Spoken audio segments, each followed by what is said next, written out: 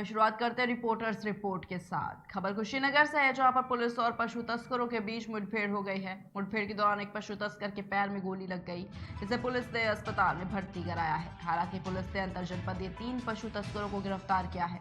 Police ने मौके से 24 से अधिक गौवंशों को बरामद किया है। साथ ही तस्करों के पास से अवैध असलहे और कारतूस भी बरामद किए गए हैं। जनपद कुशीनगर में थाना तुरपट्टी क्षेत्र के अंतर्गत पुलिस को यह सूचना प्राप्त हुई थी कि उस क्षेत्र में कुछ गौ तस्कर देखे गए हैं। इसी संदर्भ में पुलिस द्वारा वहां पर चेकिंग और गश्त का अभियान चलाया गया था। इसी क्रम में एक वाहन पुलिस का जो बैरियर था उसको तोड़ते हुए आगे बढ़ने का प्रयास करने लगा और पुलिस टीम द्वारा रोके जाने पर उसने पुलिस टीम पर फायरिंग कर दी। प्रतिरक्षा में पुलिस टीम के द्वारा भी फायरिंग की गई है, जिसमें एक व्यक्ति को गोली लगी है पैर में, जिसका नाम बबलू बताया जा रहा है। इसके अलावा इसके 2 अन्य साथियों की गिरफ्तारी की गई है। इनके पास से अवैध असलहे, तमंचे, कारतूस और 2 दर्जन से अधिक गौवंश बरामद हुए हैं और एक अवैध वाहन भी बरामद किया गया है। सभी पक्षों की गंभीरता से साथ जांच करके अग्रिम विधिक कार्रवाई की जा रही है। वही खबर फिरोजाबाद से है, जहां पर फिरोजाबाद के शिकोहाबाद में गैंगस्टर के आरोपी के खिलाफ कार्रवाई करते हुए उसकी चल अचल संपत्ति को कुर्क किया गया। वहीं पुलिस ने मुनादी करने के बाद आरोपी के मकान को सील कर दिया है। ये कार्रवाई एसडीएम के निर्देशन में की गई है और इस दौरान सीओ और राजस्व निरीक्षक और पुलिस फोर्स भी मौजूद रहे। पुलिस ने लगभग 90 लाख रुपए कीमत का मकान और प्लॉट को सील कर दिया है। वही खबर बिहार के पश्चिम चंपारण बेतिया से है, जहां पर साठी थाना क्षेत्र के परसौनी गांव निवासी निभा कुमारी ने नालंदा ओपन यूनिवर्सिटी से साइकोलॉजी ऑनर्स पार्ट 3 में 64.25% नंबर लाकर यूनिवर्सिटी में दूसरा स्थान प्राप्त किया है। Nalanda open university annual exam 2021 की परीक्षा जून 2022 में हुई थी, जिसका रिजल्ट 18 अक्टूबर 2022 को जारी हुआ और इस कार्य के लिए निभा ने अपने पिता कृष्ण कुमार राय और माता आभा राय को प्रेरणा का स्रोत बताया है। मैं अपने पढ़ाई का श्रेय माता पिता, father in law, mother in law और मेरे जितने भी प्रियजन और गुरुजन हैं, मैं उन सबको देना चाहती हूँ, क्योंकि उनके ही आशीर्वाद से आज मैं इस मुकाम तक पहुँच पाई हूँ। और मैं आगे भी चाहती हूँ कि आप सबका आशीर्वाद हमेशा मेरे ऊपर बनी रहे, ताकि मैं आगे भी जिस मंजिल को हासिल करना चाहती हूँ वो उस तक पहुँच पाऊँ। सबसे ज़्यादा श्रेय मैं अपने पापा को देना चाहती हूँ, क्योंकि वो हमेशा मुझे पढ़ने के लिए प्रोत्साहित करते थे। माता पिता, गुरुजन, इन सब का आशीर्वाद ही है जो आज मैं इस मंजिल पर पहुंच पाई हूँ। शाहजहांपुर में खाद्य विभाग की छापेमारी लगातार जारी है। आज खाद्य विभाग ने मिठाई और पिज्जा की दुकानों पर छापेमारी करके सैंपल इकट्ठा किए हैं। खाद्य विभाग ने लोगों से अपील की है कि त्योहार के सीजन में खाने वाली चीजों पर विशेष ध्यान रखें। खाद्य सुरक्षा विभाग का कहना है कि सैंपल फेल होने पर जिम्मेदार दुकानदार के खिलाफ कार्रवाई की जाएगी। खाद्य सुरक्षा एवं औषधि प्रशासन विभाग शाहजहांपुर के द्वारा दीपावली त्यौहार एवं भाई दूज व अन्य त्योहारों को मद्देनज़र रखते हुए 2 टीमों का गठन किया गया है। दोनों टीमें संपूर्ण जनपद के विभिन्न क्षेत्रों में सक्रिय हैं व खाद्य पदार्थ के बिक्री स्थानों या निर्माण स्थानों पर लगातार निरीक्षण करके यह सुनिश्चित कर रही हैं कि आम जनमानस को सुरक्षित व स्वास्थ्यवर्धक खाद्य पदार्थ उपलब्ध कराए जा सकें।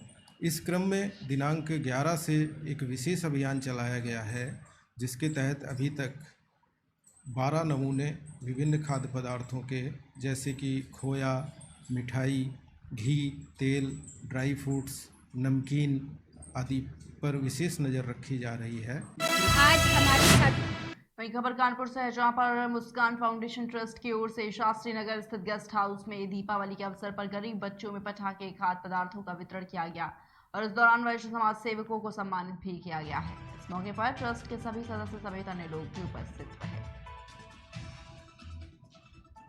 आज हमारी संस्था के द्वारा यहाँ दीपावली पर हम लोगों ने बांटो खुशियाँ कार्यक्रम के तहत बच्चों को मिठाई, चॉकलेट, टॉफ़ी, बिस्कुट, दिए, मोमबत्तियाँ आदि का वितरण किया और सभी को शुभकामनाएं भी दी दीपावली की, कि सभी अपना दीपावली का त्यौहार खूब हंसी खुशी से बनाएं और ईश्वर की कृपा सभी पे बरसे। इसका उद्देश्य यही है कि जो हमारे आसपास की माहौल है, जहाँ पे गरीब बस्तियाँ, झुग्गड़ बस्तियाँ हैं, वो भी अपने घर में खुशियाँ मना सके, दीपावली का उत्सव मना सके। हम लोगों ने बच्चों को दिवाली के लिए गिफ्ट बांटते हैं और उसको मुस्कान करने के लिए हम उनको आज मुस्कान भी बांटे हैं। दिवाली के पर्व पर सब लोग समशाली रहें, स्वस्थ रहें और ऐसे ही मुस्कान के साथ दिवाली को मनाएं। आज हमारी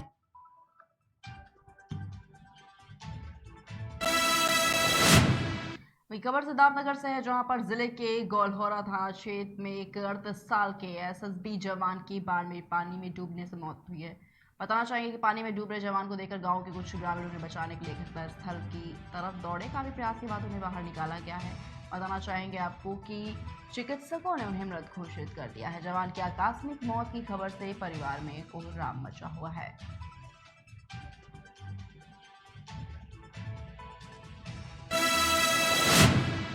हापुड़ जनपद की कपूरपुर थाना पुलिस की चेकिंग के दौरान बदमाशों से मुठभेड़ हो गई है। मुठभेड़ में 2 बदमाश घायल अवस्था में गिरफ्तार किए गए। पुलिस ने बदमाशों के कब्जे से अवैध असलाहा, जिंदा कारतूस, बाइक और नकदी जो है वो बरामद की है। वहीं पुलिस अब आगे की कार्रवाई में जुटी है।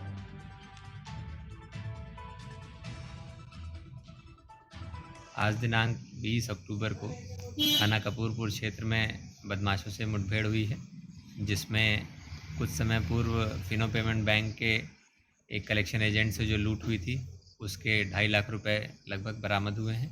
बदमाशों से 2 315 बोर के तमंचे और खोखा कारतूस इत्यादि भी बरामद हुआ है। 2 बदमाशों को गिरफ्तार किया गया है, जिनमें से एक सन्नी उर्फ सलीम ग्राम हसूपुर थाना गढ़ का रहने वाला तथा दूसरा अब्दुल्लापुर मोड़ी थाना हाफिजपुर का रहने वाला गुड्डू उर्फ नसीर। इनको गिरफ्तार किया गया है तथा आवश्यक विधिक कार्रवाई की जा रही है। खबर मध्य प्रदेश के पन्ना जिले से है, जहां पर गुन्नौर नगर परिषद के अध्यक्ष अर्चना मल खान सिंह के द्वारा भारत स्वच्छता अभियान के अंतर्गत नगर के दुकानदारों को डस्टबिन वितरण करवाए गए हैं। और इस दौरान सभी दुकानदारों को डस्टबिन देते हुए ये भी बताया गया है कि अब जो लोग कचरा सामने रोड पर फेंकते थे वह कचरा डस्टबिन में ही डालें। इस अवसर पर नगर परिषद के उपाध्यक्ष चंदन नाथ और वार्ड नंबर 10 के पार्षद प्रतिनिधि प्रबल जैन और नगर परिषद सीएमओ अजय अग्निहोत्री के साथ ही कर्मचारी भी मौके पर उपस्थित नजर आए।